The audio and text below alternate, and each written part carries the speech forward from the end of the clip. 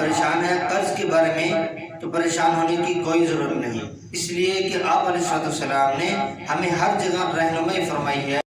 الرحمن الرحیم۔ آج میں آپ حضرات کے سامنے بہت قیمتی بات ذکر کر رہا ہوں۔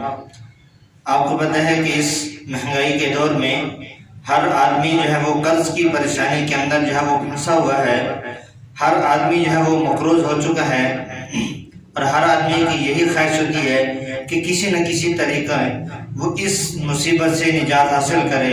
یہ قرض کی جو بہت ساری پریشانیاں ہیں اور ہر وقت آدمی پریشان رہتا ہے، اس پریشانی سے وہ دور نکل جائے تو ہم آپ کے لیے بہت قیمتی عمل لائے ہیں۔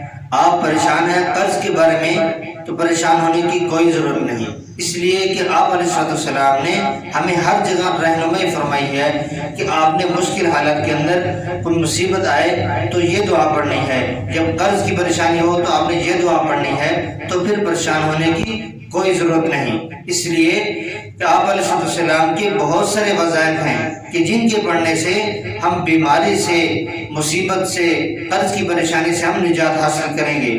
تو لائے ہیں آپ کے سامنے بہت ہی قیمتی وظیفہ جو آپ علیہ السلام سے منقول ہے، وہ یہ ہے: اللہم انی اعوذ بک من الہم والحزن واعوذ بک من الجبن والبخل واعوذ بک من غلبۃ الدین وقہر الرجال۔